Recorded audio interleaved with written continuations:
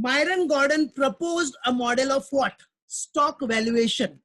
What? Myron Gordon proposed a model of stock valuation using dividend capitalization approach. What beta? Using dividend capitalization approach.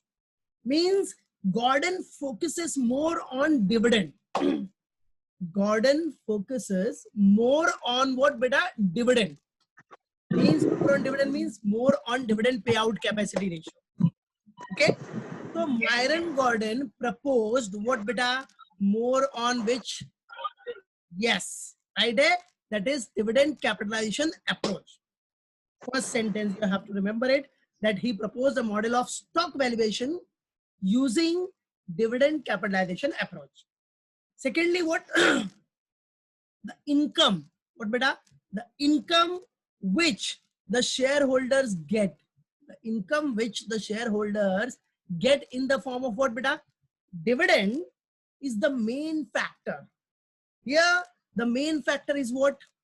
The income which the shareholders get in the form of what? Yes, right? In the form of dividend is the main factor to calculate market price. So simple funda, remember it. Walter focuses on what? Earnings. His main focus was on earnings. Here Gordon main focus is on what beta? Dividend. Gordon main focus is on dividend. He said that what? Dividend is the main factor. What he said that? Dividend is the main factor to calculate what beta? Market price. To calculate market price means P. We have seen na in Walter's model. Walter model में देखा ना market price calculate करने के लिए क्या? P is equal to D plus E minus D R upon K upon K. याद है formula कि भूल गया? वॉल्टर खत्म हो जाएगा तो भूलना नहीं, वो याद रखना. फॉर्मूले के ऊपर पूरा कैलकुलेशन है, कॉन्सेप्ट याद रखना चाहिए. इससे देखो बिफोर सॉल्विंग सम जो भी बंदे ने अपना थ्योरी दिया है पहले उसके ऊपर फोकस करता हूँ, क्योंकि पूरा इसके ऊपर डिपेंड है कंक्लूजन. That's it. बाकी कैलकुलेशन यार फॉर्मूला याद है तो आराम से कर लिया, खत्म. उसमें तो वो तो 5 मिनट में कर लोगे यार सब, बराबर है कि नहीं? आपको फॉर्मूला याद है तो 5 मिनट के, आप लोग को तो 2 मिनट लगेगा, पूरा सॉल्व करके हटा दोगे. बट मेन कॉन्सेप्ट है ना, कॉन्सेप्ट समझना जरूरी है, क्योंकि उसके बेसिस पे कंक्लूजन. और कंपनी में जाओगे तो सम सॉल्व करते थोड़ी बैठोगे, वो तो करके देंगे आपको जूनियर्स. आपको तो पूरा कंक्लूजन करना है ना, सजेशंस देना है, रिकमेंडेशंस देना है, तो उसके लिए आपका कंसेप्ट क्लियर होना चाहिए. Then only you give what? Conclusion और सजेशन. बराबर है. नॉर्मल एग्जांपल, अभी सीए थोड़ी अकाउंटिंग करते, ये अपना रिकॉर्ड करने बैठेगा, जूनियर्स देंगे, अकाउंटिंग लोग करेंगे, उसके बाद वो अपना कंक्लूजन ऑडिट करेगा. तो ये चीज है, तो उसके लिए कंसेप्ट स्ट्रांग होना चाहिए. तो सी, the income which the shareholder get in the form of dividend is the main factor to calculate what beta? Market price under Gordon model. So now see, using dividend, what main factor is what beta? Dividend. So using dividend, market price is calculated because retention. Remember it, this word, retention means retained earnings. You have studied in Walter also, Walter model also. That is retained earnings. तो retained earnings, retention दोनों same है, but इधर क्या हो जाएगा? Retention ratio का importance ज्यादा हो जाएगा, ऐसा बोल रहा है. ठीक है, तो नॉर्मल सी बात है. अगर आपका अभी 100 रुपीज है, out of that 100 rupees if your dividend payout ratio is 40, तो retention is what? 60. It's common ratio, क्योंकि अपने को यूज करना है फॉर्मूले में. So using dividend, market price is calculated. Using dividend, what beta? Market price is calculated because retention stays in the company. इसका फंडा क्या है? थ्योरी क्या है इसका? Using dividend, market price is calculated. ये क्या बोल रहा है? Dividend is the main factor. Gordon का main फंडा क्या है कि dividend is the main factor to calculate market price because reason दिया उसने क्या? ये देखो सब पर्सनल ओपिनियन है उनका, अपने को सिर्फ पढ़ना है. ठीक है, उसके बाद आप अपना ओपिनियन बनाओ, पढ़ो के कोई बात नहीं, और स्टडी करके. ठीक है, because retention stage in the company. Because what? Retention, that is retain earnings company में ही रहता है, that does not get to share holders during that period. That is why he focuses on what बेटा, dividend. इसने dividend के ऊपर focus किया, बोला dividend is the main factor to calculate market price. Because भाई जो रिटेंशन है, retain earnings है, वो तो शेयर होल्डर्स को मिलता ही नहीं है। That does not get to the shareholders because retention stays in the company. Retention stays in the company. That retained earnings stays in the company. समझा? यही पॉइंट है, वही बोलते हैं और कुछ नहीं बोलते। क्लियर? तो नॉर्मल फंडा, normal sentence, using dividend market price is calculated because retention means retained earnings stays in the company, that does not get to shareholders during that period. Okay, no worry. Now see, देखो ये जो point नीचे दिया है वो सिर्फ एक comparison के लिए है और कुछ नहीं। इन वॉल्टर मॉडल अर्निंग पे ज्यादा मेन फोकस था, ठीक है, earning is the main factor था, राइट है, अर्निंग के बेसिस पे। Whereas in Gordon model, dividend is the main factor for calculating market price, right? In Gordon model, what is the main factor to calculate market price? Dividend. Walter focus करता था earnings के ऊपर, earnings के ऊपर ही, return earnings, फिर dividend payout ratio, उसका main focus, उसका जो center point था वो earnings था। Here अपना जो Gordon है उसका main point, center point is what? Dividend. Center point is what? Dividend, to calculate market price of the company, right? Because he said that retention, that is retained earnings, retained earnings stays in the company, that does not get to the shareholders during that period. Normal कर सकते, तो ये सब याद रखने का, सब conclusion में यूज होगा। इंटरलिंक कर सकते हो, सेंटेंस पढ़ोगे ना, जब आप क्वेश्चन पढ़ोगे तो उसके बेसिस पे इंटरलिंक करोगे, अपना कैलकुलेशन करोगे, इंटरलिंक करके कंक्लूजन देना है। वो बेस्ड ऑन एजम्पशंस भी है, एजम्पशन आगे देखोगे आप, उसमें से नॉर्मली एजम्पशंस आपको जो वॉल्टर मॉडल में थे वही सब मिलेंगे, सिर्फ दो इधर एक्स्ट्रा मेन आ जाएगा। एक तो रिटेंशन रेशियो आ जाएगा, क्या? Retention ratio, that is retain earnings का रेशियो, बराबर है, मालूम पड़ा? और rate of return on investment तो सेकंड तो वैसे भी उधर भी था इधर भी है, तो कोई टेंशन नहीं। बट ये दोनों जो रिटेंशन है, क्या? रिटेंशन रेशियो और rate of return on investment दोनों मल्टीप्लाई करेगा तो ग्रोथ रेट मिलता है। तो अभी रुक जाओ, इतना टेंशन मत लो, आगे करेंगे तो बताऊंगा, ठीक है? ज्यादा एक सीढ़ी फटाफट नहीं चढ़ने का, आराम से, कोई टेंशन नहीं, मैं हूं ना, बताऊंगा, वो बाद में बताता हूं मैं, उसका मल्टीप्लाई करके क्या ग्रोथ रेट होता है। Don't worry, don't confuse that, step by step करेगा तो कोई टेंशन नहीं, ठीक है? कंफ्यूज मत हो उसमें, बताता हूं आगे मैं। चलो, तो this is the what theory, this is the funda that everyone have to remember it.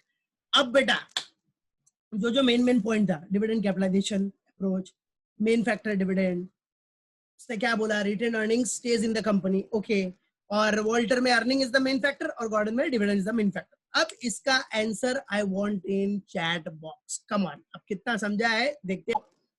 assumptions of Gordon model. Now what beta assumptions of Gordon model? Every theory has its own assumptions.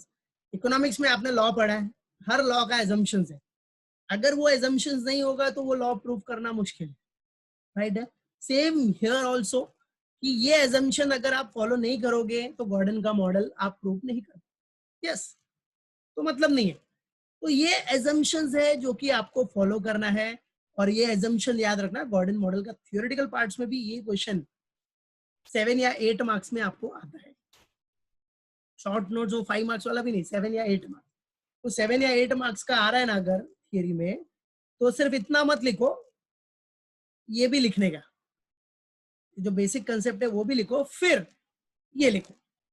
तो मतलब आपको क्या करना पड़ेगा, 7 या 8 marks के लिए आपको अंदर कुछ ज्यादा एक्सप्लेन भी नहीं करना, ये कट टू कट दिखा दिया, सब कट टू कट ही है, इधर भी आपको अंदर एक्सप्लेन करने की कुछ जरूरत नहीं है, इतना लिख दो, खत्म, will get.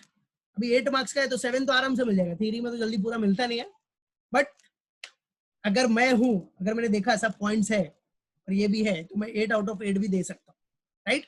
So see, assumptions of Gordon model. Now what are the assumptions? ठीक है, अब देखो assumption में मैंने क्या बोला, वॉल्टर मॉडल पढ़ा ना आपने, वॉल्टर का assumptions related to that only, related to that only, समझा? related to what? that only, ठीक है, सिर्फ इधर क्या हो गया, रिटेंशन रेशियो और rate of return on investment, ये दोनों आता है, ये तो पक्का है, और rate of return on investment तो वॉल्टर में भी था, बट इधर क्या है बेटा वो बताऊंगा मैं। Rate of return on investment, देखो ये एजम्पशन पढ़ने से पहले देखो एक चीज बताता हूं मैं ये फॉर्मूले पे ध्यान दो, ये दिख रहा है आपको 1 - b, ठीक है, इधर ये दिख रहा है बेटा ये B R, everyone can see it. देखो एजम्पशन बताने से पहले ये बता रहा हूं ताकि वो एजम्पशन में जो एक एजम्पशन का पॉइंट है कौन सा, ये वाला ग्रोथ रेट, वो आपको समझ जाए, ठीक है। तो this is what B R. Now B means what, fraction of earnings the company plough back, means retain earnings, that is retention ratio. Here B is what बेटा, this B is what, retention ratio, याद रखो, B is what, retention ratio, right. Now R is what, R तो पहले भी देखा है आपने, rate of return on investment made by the company, ठीक है। अब बी एंड आर याद रखना, B and R that is B multiplied by R, इधर कुछ नहीं है, मतलब मल्टीप्लाई होता है वो तो कॉमन सेंस है, B R. Now B R is what, growth rate, means retention ratio multiplied by rate of return on investment, तो क्या मिलेगा आपको, ग्रोथ रेट, याद रखना, समझा। तो growth rate of earnings and dividends, that is what, how you will get it, retention ratio multiplied by rate of return on investment, that's it, याद रखो। तो यहाँ यही एक नया कॉन्सेप्ट है जिसको मेन फोकस करना है आपको, B R that is B means retention ratio multiplied by R means rate of return on investment. तो मल्टीप्लाई किया दोनों को तो क्या मिल गया बेटा, this is what growth rate, क्या, ग्रोथ रेट। अब इसका ऑल्टरनेटिव फॉर्मूला भी है, बट ये याद रखो, समझा ग्रोथ रेट मतलब क्या है, अब अपने को देखना है। तो growth rate means what, B R, B means retention ratio, R means rate of return on investment, ठीक है। चलो आ जाओ अभी अपने एजम्पशंस पे।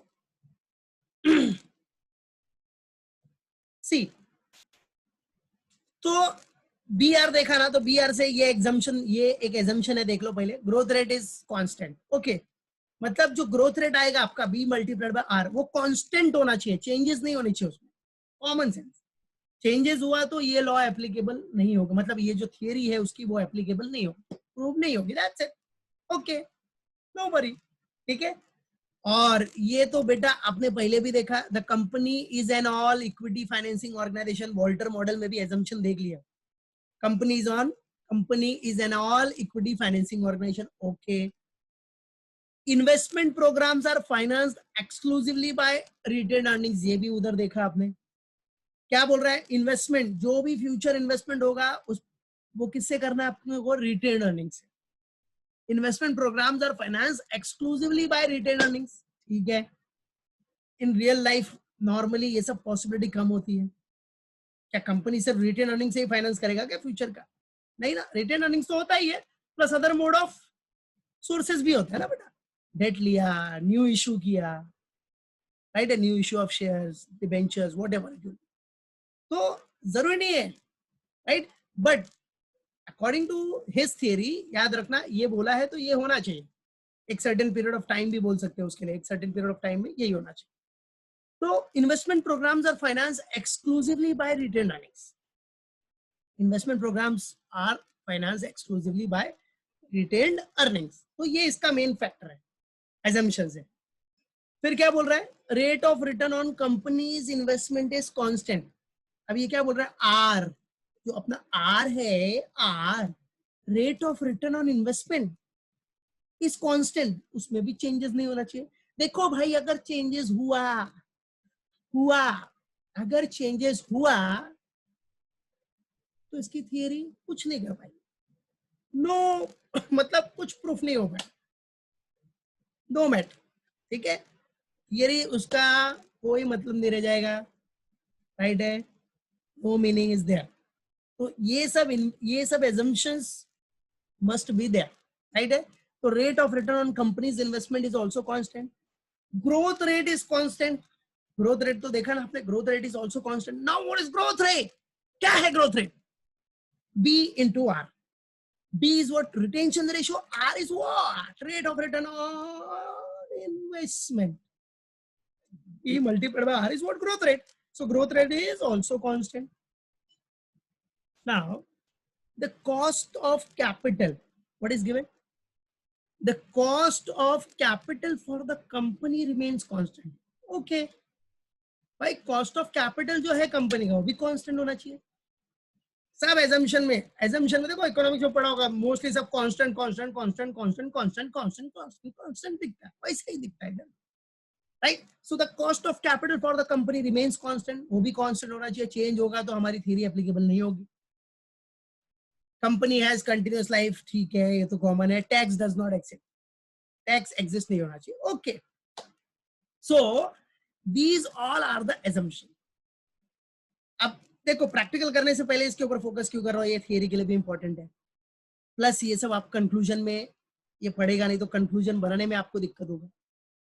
सम सॉल्व करना बड़ी बात नहीं है, वो तो बोला ना 2 मिनट में सॉल्व कर लोगे आप लोग, ठीक है, वो टैलेंट है आप लोग के अंदर. बट कंक्लूजन के लिए वो कंसेप्ट एक बार पढ़ लो, फिर कंक्लूजन तो भाई बनाने में भी माहिर हो आप लोग. उसमें तो मेरे बच्चों के ऊपर मुझे बहुत भरोसा है. थोड़ा सा पॉइंट मिल गया, एंड मिल गया, तो फिर तो वो दुनिया हिला देंगे. ठीक है, तो चलो, तो याद रखना एजम्पशन ऑफ गॉर्डन मॉडल. ठीक है, तो ये सब पॉइंट, ये आपके लिए थोड़ा सा पॉइंट हिंट है, उसको लो, माइंड में लो और दुनिया हिला दो. ठीक है, so company is an all equity financing organisation. Second word, investment programs are financed exclusively by retained earnings. Yes. Third one is what? Rate of return on company investment is constant. Yes. Growth rate is also constant. Okay. Cost of capital for the company remains constant. ये भी constant होना चाहिए, और company का continuous life और tax exist नहीं होना चाहिए. क्लियर? चलो फटाफट आंसर क्या है. assumptions. Let's, yes. अरे क्या बात है, वेरी गुड. आंसर दो आ गया पहले से ही. वेरी नाइस बेटा, well done Dheeraj, very good. Vidisha, well done. Ankit, Vidisha very good. Yash, Rishik very nice, very good. गुड़िया, सुनीता, अंजलि, विदिशा, मेघना, Snehal very good. Siddhesh very good. Aditya, ऋषिक, रॉयस्टन, दीपा, यश, स्नेहल वेरी गुड. मोहित, प्रिंस वेरी गुड. अंजलि, अर्चना, मेघना, सिद्धेश, गुड़िया, अमन very nice. Well done everyone, well done. Deepa very good. Yes yes, very nice. Yes, tax does not exist, मतलब tax का consideration नहीं लेना यहाँ. Yes, growth rate is also constant, company has continuous life, common point है. Very good, शाबाश, very good, very good. Well done everyone, very good. Sunita, Aman, Aditya, Riti very good. Jayesh well done. Yash, क्या बात है, very nice. Salute to you all, very good. Now ठीक है, well done everyone, well done. Thumbs up, right. Taste the thunder. Now आ जाओ, शाबाश. After assumptions, ठीक है, अब आफ्टर एजम्पशंस के बाद अब अपना क्या हो जाएगा, प्रैक्टिकल से रिलेटेड फंडा. अब भाई बेटा, अब ये फॉर्मूला याद कर लो जरा. ठीक है, वो कंसेप्ट ठीक है, नॉर्मल है, कंसेप्ट आपको यूज होगा, थियरी में भी यूज होगा, कंक्लूजन ड्रॉ करने में यूज होगा. अब आप फॉर्मूला याद रखो, क्योंकि फॉर्मूला आपको कैलकुलेशन में यूज होगा. तो फॉर्मूला याद रख लिए तो बस खत्म हो गया. ठीक है, तो आ जाओ. अब गॉर्डन मॉडल का फॉर्मूला क्या, देखो गॉर्डन मॉडल क्या बोलता है, अगर मार्केट प्राइस कैलकुलेट करना है, दैट इज पी. इधर P0 क्यों लिखा है मैंने, P0 मतलब अगर समझो 2 इयर्स है तो 0 मतलब एंड ऑफ द ईयर 0, 1 मतलब next year and of the year 1, 2 मतलब एंड ऑफ द ईयर 2. हो सकता है कभी कभी ऐसा आ सकता है, इसलिए P0 का फंडा दिखा दिया. ठीक है, तो उसमें कोई इशू नहीं है, वो सम आएगा तो देखेंगे. लेकिन याद रखो P0 इसलिए लिखा है, जैसे अभी का ईयर हो गया, P1 मतलब नेक्स्ट ईयर, P2 मतलब नेक्स्ट ईयर, उसके बाद का ईयर, P3 मतलब उसके बाद का ईयर. हो सकता है, ग्रोथ रेट है ना, तो ग्रोथ रेट में 2-3 इयर्स भी कभी कभी आ सकते हैं क्वेश्चन में. सम सॉल्व करेंगे तो देखेंगे, डोंट वरी. सो P0 और P is equal to what, तो P0 और P मतलब क्या हो गया, मार्केट प्राइस ही हो गया. तो P0 मतलब प्राइस पर share eight the end of year 0, eight the end of year 0, मतलब एक बेसिक ईयर लेंगे, जैसे ये ईयर है करंट ईयर, तो करंट ईयर को हमने एज्यूम कर लिया 0, तो नेक्स्ट ईयर क्या होगा अपना P1, उसके बाद का ईयर क्या होगा P2, उसके बाद का P3, लाइक दैट। ऐसा आप कोई भी ईयर को अगर 0 एज्यूम करोगे तो उसके बाद का ईयर P1 ही होगा। That's it, common thing. Now see, तो मार्केट प्राइस कैलकुलेट करने का फॉर्मूला क्या है इसका बेटा, E1 मतलब भी, E मतलब अर्निंग पर शेयर है, 1 मतलब क्या हो गया at the end of year 1, समझा, at the end of the year 1। Now 1 minus B मतलब क्या बताया मैंने, retain earning, that is retention ratio. अब देखो 1 माइनस रिटेन अर्निंग, समझो रिटेंशन रेशियो आपका कितना परसेंट है, 60%। मच इट इज 60% है, तो बेटा 1 माइनस 0.60 बराबर है 60% मतलब 0.60, तो 1 माइनस 0.60 कितना हो गया 0.4। ठीक है, अब देखो 1 माइनस बी मतलब क्या हो गया, एक तरह से आपका डिविडेंड ही हो गया ना, simple. 1 minus B is equal to what, dividend. अरे भाई 1 माइनस बी मतलब क्या, retain earnings, that is retention ratio. तो अगर आपका रिटेंशन रेशियो 60% है तो 1 माइनस 0.60 कितना हो गया 40%, है कि नहीं। रिटेंशन रेशियो माइनस क्या, तो बचा क्या, मतलब जो आपने दिया वो डिविडेंड दिया। यही अल्टरनेटिव फॉर्मूला जो आएगा ना उसमें यूज होगा आपको, ये अल्टरनेटिव फॉर्मूला दिख रहा है, कैन यू सी इट, बराबर है। तो देखो अभी E1 1 माइनस बी अपॉन, ठीक है, अर्निंग के बेसिस पे आपका जो भी आया डिविडेंड का रेशियो मल्टीप्लाई हो जाएगा, divided by K minus B R, divide by what बेटा, के माइनस बी आर। तो K means what, rate of return required by the equity shareholder. K मतलब क्या, कॉस्ट, क्या आप इक्विटी कैपिटलाइजेशन रेट बोलो ना इसको, जैसा उधर बोलते थे आप। तो देखो ई मतलब सबको मालूम पड़ गया, E means what, earning per share. 1 minus B means what, retention ratio, right है, मालूम पड़ा। और ये 1 माइनस बी का भी देखो मैंने इधर लिखा है, fraction of earnings the company distribute by way of dividends. Fraction, क्या फ्रैक्शन होगा, तो कितना फ्रैक्शन आया था 1 माइनस 0.60। अगर आपका रिटेन अर्निंग समझो 60% है, मतलब रिटेंशन रेशियो आपका 60% है, तो 1 माइनस 0.60 इज 0.4, कितना आया 0.4, 0.4 आया, और ये ई है, तो मल्टीप्लाई कर लो आपको डिविडेंड मिल जाएगा, ठीक है, जो अमाउंट है। ठीक है, तो ये हो गया अपना के, तो पता चल गया ना बेटा, rate of return required by equity shareholders, that is equity capitalisation rate, it is nothing but what, equity capitalisation rate, पता है ना, कैपिटलाइजेशन रेट, दैट्स इट। तो rate of return required by the equity shareholder, okay, minus B R. B आपका क्या था बेटा, देख लिया आपने, retention ratio. R is what, R is what, R मतलब rate of return on investment, right है, rate of return on investment, ठीक है। तो ये सब देखो, जितने भी सिंबॉलिकली आपको दिए हैं सब, सबका मीनिंग आपने देख लिया। अब इसके बेसिस पे आपका ये फॉर्मूला बन गया, तो क्या फॉर्मूला बन गया, याद रखो, मार्केट प्राइस कैलकुलेट करने का, market price is equal to what, E1, that is P is equal to E1 या E1 मतलब नेक्स्ट ईयर हो गया, जो भी फर्स्ट ईयर होगा, तो P0 और P is equal to E1 1 minus B, 1 minus B means what, retention ratio, B means what, retention ratio, divided by K means cost of equity capital, equity capitalisation rate, और rate of return required by equity shareholder, right, सब बोल सकते हो उसको, minus B R. तो इधर B for what, retention ratio, and R is what, rate of return on investment, right है, R is what, rate of return on investment. और ये दोनों को मल्टीप्लाई किया अगर आपने बी आर, तो मिल जाएगा आपको क्या, ग्रोथ रेट। याद रखना, बताया ना मैंने, ग्रोथ रेट कभी मिलेगा, बी इंटू आर किया तो ग्रोथ रेट मिल जाएगा, ठीक है। तो फॉर्मूला याद रहेगा सबको, ये वाला फॉर्मूला क्या हो गया, P0 और P, market price equal to what, E earnings 1 minus B, 1 minus B is what, retention ratio, divide by K minus B R. अच्छा, सबसे फर्स्ट सब लोग अपना अटेंडेंस डाल दो पहले, everyone put your attendance fast. ठीक है, तो चलो ठीक है, ये फॉर्मूला तो हो गया बेटा, फटाफट अटेंडेंस डाल दो।